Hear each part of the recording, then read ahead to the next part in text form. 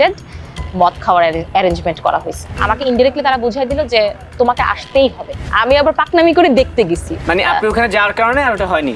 না না না, এটা কি কোনো খাবার যে এই খাবারটা এত ঘন্টা পরে নষ্ট হয়ে যাবে? মিডল ম্যান হিসেবে কাজ করছে এখানে, বা মূল হোতা হিসেবে কাজ করছে হচ্ছে তৌহিদ। আসসালামু আলাইকুম রহমতুল্লাহ, সবাই কেমন আছেন? আশা করি সবাই অনেক অনেক ভালো এবং সুস্থ আছেন। সবাইকে স্বাগতম জানাচ্ছি আমাদের আরেকটি নতুন ভিডিওতে। প্রতিদিনের মতো আমি আপনাদের সিরিয়াস ফারুকি। দর্শক, আজকের ভিডিও টাইটেল এবং থাম্বনেল দেখে সবাই বুঝতে পেরেছেন আজকে কি বিষয়টা নিয়ে কথা বলবো। আজকে কথা বলবো গত বেশ কিছুদিন ধরে সামাজিক যোগাযোগ মাধ্যমে চলমান যে বিষয়টা, আপনারা জানেন ছাত্র আন্দোলনকে কেন্দ্র করে বা ছাত্র আন্দোলনের সময় বাংলাদেশের বেশ কয়েকজন কন্টেন্ট ক্রিয়েটর সরকারের পক্ষ হয়ে এক প্রকার ক্যাম্পেইন করেছিল, যার মধ্যে ইতিমধ্যে নাম উঠে এসেছে তৌহিদ আফ্রিদি এবং সুলাইমান শুকনের নাম। ইতিমধ্যে আপনারা দেখেছেন তাসটিপ খান এবং তাসটিপ খান থেকে শুরু করে ফুড আফ্রি, এর পাশাপাশি আরও বেশ কয়েকজন কন্টেন্ট ক্রিয়েটর তারা রীতিমতো দাবি করতেছে যে সেই যে একটা ক্যাম্পেইন করেছিল, সেই ক্যাম্পেইনের মূলে যারা ক্যারেক্টার ছিল বা যারা এই ক্যাম্পেইনের মূল ছিল তাদের মধ্যে অন্যতম হচ্ছে তৌহিদ আফ্রিদি, এর পাশাপাশি সুলাইমান শুকন। ইতিমধ্যে বিষয়টা নিয়ে যখন সামাজিক যোগাযোগ মাধ্যমে রীতিমতো তোলপাড়, আপনারা জানেন গতকালকে একটা অডিও বার্তার মাধ্যমে মুখ খুলেছেন তৌহিদ আফ্রিদি। তিনি বলতেছেন যে এরকম কাজের সাথে তিনি সরাসরি কোনোভাবে জড়িত ছিলেন না, উল্টো তাদের সাথে ক্যাম্পেইনে যাতে সেও তাকে সেভাবে বাধ্য করা হয়েছিল।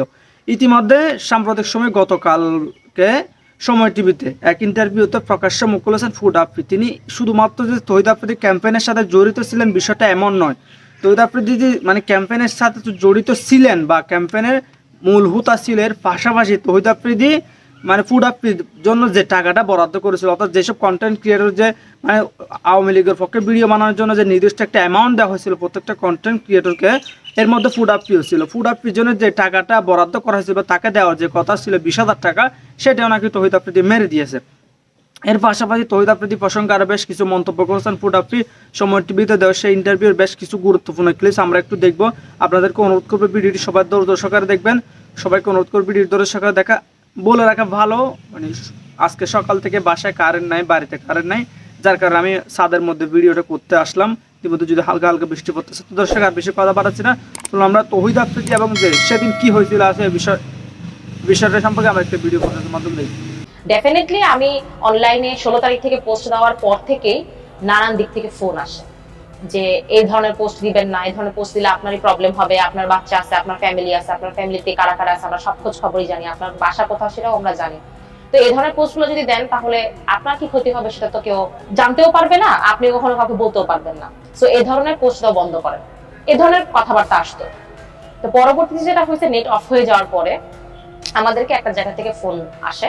আচ্ছা, এই একটা জায়গা কারা সেটা কি এখনো বলা যাবে না? এখন তো মুক্ত বাক স্বাধীনতার সময়। আমি ওই সময়টাতে জানতাম না যে ফোনটা কে দিল, কোত্থেকে আসলো, আদৌ এই ফোনটা কতটুকু সত্য, এটা আমরা তখনও জানতাম না। যখন আমাদের ইন্টারনেট ডিসকানেক্টেড থাকে, ফোন করে বললো যে এরকম ইসিবি চত্বরের ওখানে আওয়ামী লীগের একটা অফিস আছে, ওই অফিসে আমাদের অনেকগুলো কন্টেন্ট ক্রিয়েটরকে ডাকা হয়েছে এবং যদি না যাই পরবর্তীতে কি হবে সেটা দায়ভার তারা নেবে না।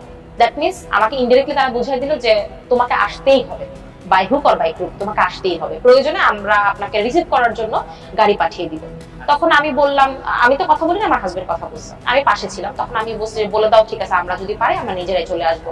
আর এদিকে আমার বাচ্চা 11 দিন টানা অসুস্থ ছিল আন্দোলনের সময়টাতে। ওই সময় আমার আম্মু জাপান চলে যাওয়ার উদ্দেশ্যে বনশ্রী যে কারফিউ বা এই ধরনের পরিস্থিতির কারণে আটকায় যায়, সে বাসায় ফিরে আসতে পারেনি। আর সবাই জানে যে আমি আমার ছোট বাচ্চাটাকে হচ্ছে আম্মুর কাছে রেখে দেন বাসা থেকে বের হই, অরেলস আমার কোনো সেকেন্ড কোনো অপশন নাই। তো ওই সময়টাতে যখন আমি বাবুকে রেখে যাই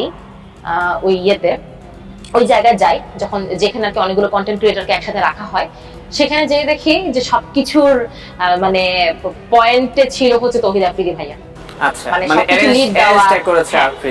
মোটামুটি অনেকগুলো ব্লগারের বিরুদ্ধে রাষ্ট্রীয় মামলা হতে যাচ্ছিল, এর মধ্যে আমিও ইনভেস্টেড ছিলাম। আপনি ওখানে যাওয়ার কারণে আর ওটা হয়নি? না না না, ব্যাপারটা এরকম না। ব্যাপারটা হচ্ছে যে আমরা যে যারা পোস্ট দিছে তাদের বিরুদ্ধে রাষ্ট্রীয় মামলা হতে যাচ্ছিল। তৌহিদ আফ্রিদি ভাই এই জিনিসটাকে থামায় বলছে যে কন্টেন্ট ক্রিয়েটর গুলোকে ডাকা হোক, ডেকে এদেরকে বোঝানো হোক তারা যেন সরকারের পক্ষ নিয়ে, ছাত্রদের বিপক্ষ নিয়ে এবং জামাত শিবিরের বিপক্ষ নিয়ে তারা যেন ভিডিও আপলোড করে, তাহলেই হয়ে যাবে। তাহলে তাদের নামে মামলা করা লাগবে না, আবার মামলা করলে তো আবার আরেকটা ঝামেলা, যে এটাও আবার ভিডিওতে চলে আসবে যে এরকম ফুড ব্লগার হোক বা অন্য কোনো কন্টেন্ট ক্রিয়েটর হোক তাদের নামে মামলা করা হয়েছে। এটা আমরা আগে থেকে জানতাম না, যাওয়ার পরে দেখলাম যে সবকিছু অ্যারেঞ্জমেন্ট করা, সবকিছু মানে মূল হোতা যেটাকে আমরা বলি সেটা ছিল তৌহিদ আফ্রিদি ভাইয়া।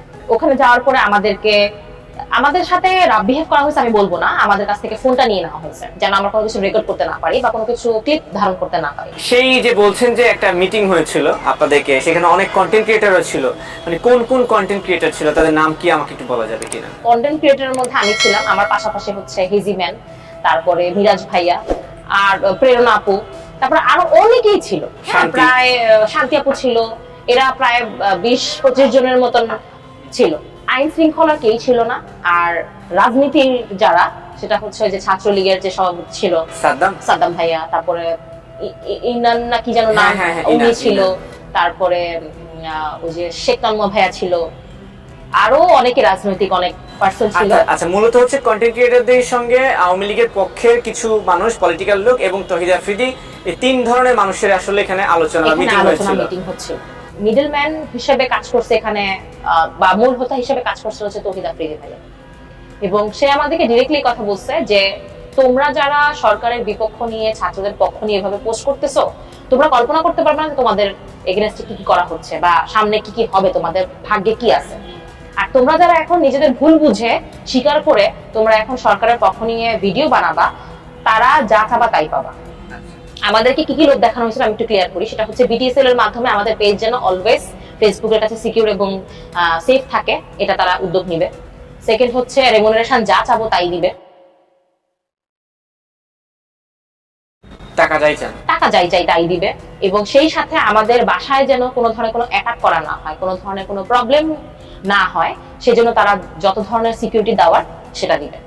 এই ধরনের লোকগুলো হচ্ছে আমাদেরকে দেখানো হয়েছিল, এবং পাশাপাশি ভয় এটাও দেখানো হয়েছিল যে যদি আমরা ভিডিও না বানাই সেক্ষেত্রে কি হবে কেউ জানে না। তো ওই জায়গা থেকে বাসায় আমি আসার পর আমি সত্যি কথা বলতে অনেক বেশি আতঙ্কিত ছিলাম। ওখানে কি কোনো টাকা পয়সা দেয় না, জাস্ট মৌখিকভাবে জানিয়ে দেওয়া হচ্ছে? ওখানে টাকা পয়সা দিছিল। হ্যাঁ, ওখানে দিছিল কিভাবে আমি বলি। আমি তো বারবার বললাম যে আমার ছোট বাবুটাকে আমি বাসায় রেখে আসি, আমি বারবার তাড়া দিচ্ছিলাম যে আমার বাসায় যেতে হবে, কারণ ওই যে ওই সময়টা আমার ফোন হাতে ছিল না, ওই সময়টা পর্যন্ত কিন্তু আমি টোটালি আমার বাচ্চার কোনো আপডেট পাচ্ছিলাম না যে আমার বাচ্চাটা কি অবস্থায় আছে, ও কি ভালো আছে কিনা, ওকে কান্না করতেছে কিনা, কারণ ও তো অসুস্থ। সেদিনই আমি সকালবেলা হচ্ছে হসপিটালে নিয়ে গেছিলাম। আমি বারবার বলতেছিলাম যে ভাই আমার তাড়াতাড়ি যেতে হবে, বাসায় বাবুটা একা। আমি আমার ছোট একটা কাজিনের কাছে রেখে আসছিলাম। তো পরবর্তী যেটা হলো যে বললো যে আচ্ছা ঠিক আছে আপনি তাহলে চলে যান। দেন অন্যান্য যে কন্টেন্ট ক্রিয়েটররা ছিল তারা হচ্ছে সেখানে ডিনার করছে, অনেকেই ডিনার করছে। তো প্রিয় দর্শক, ইতিমধ্যে আপনারা সবাই দেখেছেন সেই ভিডিওটা। ইতিমধ্যে ভিডিওটা দেখে আপনাদের প্রতিক্রিয়া জানিয়ে ফেলেন, কমেন্ট সেকশনে জানাতে ভুলবেন না। আর এই যে ফুড আফ্রিদি যে মন্তব্যগুলো করেছেন তৌহিদ আফ্রিদি প্রসঙ্গে বা তৌহিদ আফ্রিদিকে নিয়ে, যদি তো এরকম কোনো কাজের সাথে আদৌ জড়িত থাকে তৌহিদ আফ্রিদি, তাহলে আপনারা তার কি শাস্তি চান অবশ্যই কমেন্ট করে জানাতে ভুলবেন না। দেখাবো না কোনো ভিডিওতে, ভালো থাকবেন, সুস্থ থাকবেন, আল্লাহ হাফেজ।